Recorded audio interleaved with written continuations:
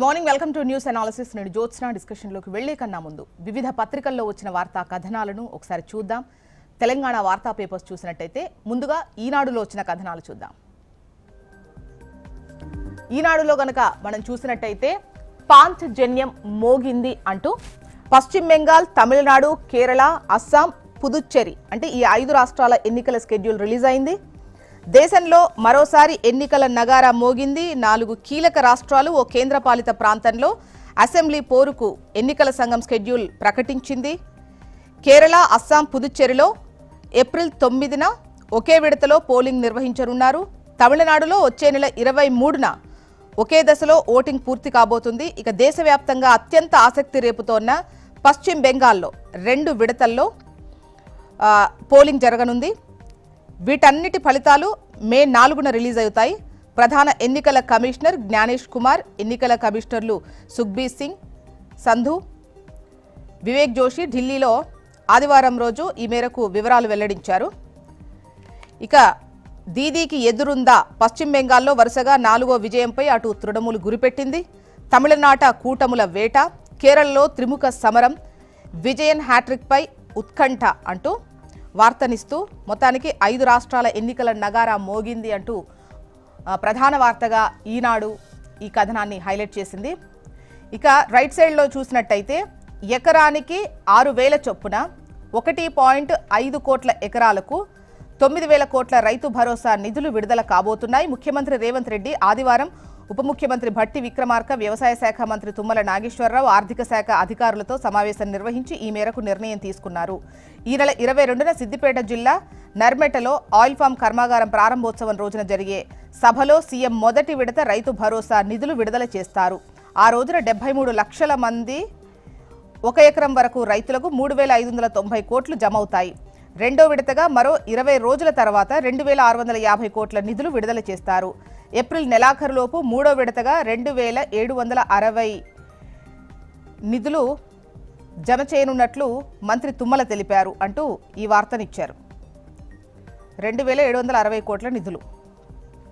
ఇక లెఫ్ట్లో ఇరాన్పై నిప్పుల వాన అంటూ ఇస్ఫహాన్ నగరంలో విధ్వంసం, 15 మంది చనిపోయారు. షిరాజ్ పైన దాడులు, గల్ఫ్ దేశాలపై ఇరాన్ క్షిపణులు, డ్రోన్లు, అమెరికా, ఇజ్రాయెల్ మినహా మిగిలిన దేశాల నౌకలకు అనుమతి. ఇక రోహిత్ రెడ్డి ఆదేశాలతోనే కాల్పులు అంటూ పోలీసుల వైపు తుపాకీ కాల్చిన ఢిల్లీ వాసి నమిత్ శర్మ, తుపాకీ రోహిత్ సోదరుడు రితేష్ దిగా గుర్తింపు. 11 మందికి డ్రగ్స్ పరీక్షలు, 6గురికి పాజిటివ్. వారిలో ఏలూరి ఎంపీ పుట్టా మహేష్, రోహిత్ రెడ్డి, మాజీ ఎమ్మెల్యేతో పాటు 3 అరెస్ట్, రిమాండ్, 8 మందికి station bail. Moinabad farm house పార్టీలో డ్రగ్స్ కలకలమంటూ ఈ వార్తనిచ్చారు. ఇవాల్టి నుంచి అసెంబ్లీ సమావేశాలు ఉన్నాయి కదా, సో ఆ వార్తను కూడా ఇచ్చారు. 20న బడ్జెట్ ప్రవేశపెట్టే అవకాశం ఉంది. నెక్స్ట్ ఆంధ్రజ్యోతి, ఇక్కడ పైన పేరు పక్కనే 22 నుంచి యాసంగి రైతు భరోసా 3 విడతల్లో 9,000 కోట్ల బదిలీకి ప్రభుత్వ నిర్ణయం. ఎకరాకు 6,000 చొప్పున మొదటి విడతలో 70 లక్షల మంది రైతులకు 3,590 కోట్లు. రైతులకే తొలి ప్రాధాన్యం ఇచ్చిన ప్రభుత్వం కాంగ్రెస్ అంటూ ఈ వార్తనిచ్చారు. ఇక పాంచ్ నగారా అంటూ బెంగాల్, తమిళనాడు, కేరళ, అస్సాం రాష్ట్రాలకు కేంద్రపాలిత ప్రాంతం పుదుచ్చేరిలో ఎన్నికలు జరగనున్నాయి. సో ఎన్నికల నగారా మోగింది. నిన్న దానికి సంబంధించిన షెడ్యూల్కు సంబంధించి ప్రకటనను హైలైట్ చేశారు. ఇక రోహిత్ రెడ్డి జైలుకు అంటూ డ్రగ్స్ కేసులో మాజీ ఎమ్మెల్యేకు 14 రోజుల రిమాండ్ విధించిన కోర్టు. మొయినాబాద్ డ్రగ్స్ పార్టీ కేసుకు సంబంధించి ఈ వార్త. ఇక ఇవాల్టి నుంచి అసెంబ్లీ సమావేశాలు ఉన్నాయి కదా, సో గవర్నర్ ప్రసంగంతో బడ్జెట్ సమావేశాలు ప్రారంభమవుతాయి. గవర్నర్ సీఎం చేతుల మీదుగా తెలంగాణ తల్లి విగ్రహావిష్కరణ, తర్వాత బీఏసీ భేటీ, 20న బట్టి బడ్జెట్ను ప్రవేశపెట్టే అవకాశం. నెక్స్ట్ నమస్తే తెలంగాణ.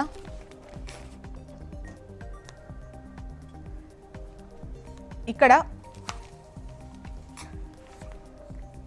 సేవ్ తెలంగాణతో అసెంబ్లీకి సభలో పోరుకు గులాబీ దళం సన్నద్ధం అంటూ ఈ వార్తను హైలైట్ చేశారు. ఇక 1 ఎకరానికే భరోసా, 22న తొలి విడత పంపిణీ, మిగతా ఎకరాకు ఎప్పుడో అంటూ 3 వాయిదాలుగా రైతు భరోసా, కొత్త విధానం తెచ్చిన కాంగ్రెస్ అంటూ ఈ వార్తనిచ్చారు. ఇక ఏపీ వార్తా విశేషాల్లో కొంత ఇక్కడ మనకు ప్రధాన వార్తగా తమిళనాడు, పశ్చిమ బెంగాల్, కేరళ, అస్సాం, పుదుచ్చేరి ఎన్నికల షెడ్యూల్ రిలీజ్ అయింది కదా, ఆ వార్తని ఇస్తూ పాంచజన్యం మోగింది అన్నటువంటి లైన్తో వార్తను హైలైట్ చేశారు. ఇరాన్పై నిప్పుల వాన అంటూ ఇస్ఫహాన్ నగరంలో విధ్వంసం, 15 మంది మృత్యువాత. ఇక రికార్డు స్థాయిలో విద్యుత్ వినియోగం, మార్చి 2వ వారంలోనే గరిష్ట దిశగా పరుగులు, ఉత్పత్తిలో జెన్కో కొత్త రికార్డులు, ఒకే రోజు గ్రిడ్కు 139 ఎంయూలు. అమరావతిలో కొలువు తీరనున్న అమరజీవి పొట్టి శ్రీరాములు భారీ కాంస్య విగ్రహావిష్కరణ ఇవాళ ఉంది. సీఎం చంద్రబాబు చేతుల మీదుగా ప్రారంభం, 125వ జయంతి ఉత్సవాలకు ఘనంగా ఏర్పాట్లు. నెక్స్ట్ ఆంధ్రజ్యోతి. ఇక్కడ మనకు ప్రధాన వార్తగా పైన టాప్లో పాంచ్ నగారా అంటూ 5 రాష్ట్రాల ఎన్నికల స్కెడ్యూల్ నిన్న సిఈసి ప్రకటించిన నేపథ్యంలో పాంచ్ నగారా అంటూ ఈ వార్తనిచ్చారు. ఇక డ్రగ్స్ పార్టీ వెనుక దుబాయ్ పంచాయతీ, హైదరాబాద్ ఫామ్ హౌస్లో దుబాయ్ ఆస్తులపై చర్చ అంటూ ఈ వార్తనిచ్చారు. ఎంపీ పుట్టా మహేష్కు పాజిటివ్, రక్త నమూనాల్లో డ్రగ్స్ ఉన్నట్లు నిర్ధారణ. రండి బేరం మాట్లాడుకుందాం, ది లాబీయిస్ట్, రిటైర్డ్ ఐఏఎస్ దగ్గరి బంధువు దందా, సొంత జిల్లా కడప, హైదరాబాద్లో మకాం, ఆర్డీఓ డిఎస్పీ పోస్టింగుల్లో మంత్రాంగం అంటూ ఈ వార్తనిచ్చారు. పోస్టులు రిజర్వ్ చేసుకోవాలంటూ ఆఫర్లు, గత ప్రభుత్వంలో పోస్టింగ్లో చక్రం తిప్పారు అంటూ ఈ వార్తనిచ్చారు. ఇక ఇరాన్ను నాశనం చేశాం, అన్ని విధాలుగా ఆ దేశాన్ని ఓడించాం, ఖర్గ్ ద్వీపంపై సరదా కోసం మళ్లీ దాడి చేస్తాం, అమెరికా అధ్యక్షుడు డొనాల్డ్ ట్రంప్ ప్రకటన. నెక్స్ట్ సాక్షి. పచ్చమత్తు జనం చిత్తు అంటూ ఏలూరు టీడీపీ ఎంపీ పుట్టా డ్రగ్స్ తీసుకొని దొరికిపోవడంతో బజారున పడ్డ టీడీపీ పరువు. చంద్రబాబు ప్రభుత్వం వచ్చాక గంజాయి, డ్రగ్స్, నకిలీ మద్యానికి రాష్ట్రం కేరఫ్గా మారింది అంటున్న ప్రజలు. కొద్ది రోజుల క్రితం డ్రగ్స్ తీసుకొని పట్టుబడ్డ ఎమ్మెల్యే ఆదినారాయణ రెడ్డి కుమారుడు. రాష్ట్రాన్ని డ్రగ్స్ రాజధానిగా మారుస్తున్నారని ప్రజల మండిపాటు. బాబు అధికారంలోకి వచ్చినప్పటి నుంచి చెలరేగిపోతున్న డ్రగ్స్, గంజాయి మాఫియా అంటూ ఈ వార్తనిచ్చారు. పాంచ్ పటాకా అంటూ 5 రాష్ట్రాల్లో మోగిన అసెంబ్లీ ఎన్నికల నగారాకు సంబంధించిన వార్త ఇది. ఇక ఇస్ఫహాన్పై బాంబుల వర్షం, 15 మంది మృతి, పలువురికి గాయాలు. కేంద్ర నిధుల్లో కోత, కేటాయింపుల మేరకు ఖర్చు చేయడంలో చంద్రబాబు విఫలమయ్యారు అంటూ ఈ వార్తనిచ్చారు. అప్పుల భారంతో అన్నదాతల బలవన్మరణం అని చెప్పేసి మరో వార్తను చూడొచ్చు. ఇవన్నీ న్యూస్ రీల్స్లో చూడొచ్చు. ఇటు ఎండ అటు వాన, రాష్ట్రంలో రానున్న 3 రోజులు ఓవైపు ఎండలు, మరోవైపు ఆకాశం మేఘావృతమై విభిన్న వాతావరణ పరిస్థితులు నెలకొంటాయని రాష్ట్ర విపత్తుల నిర్వహణ సంస్థ తెలిపింది. ఆ వార్తను ఇక్కడ న్యూస్ రీల్స్లో ప్రచురించారు.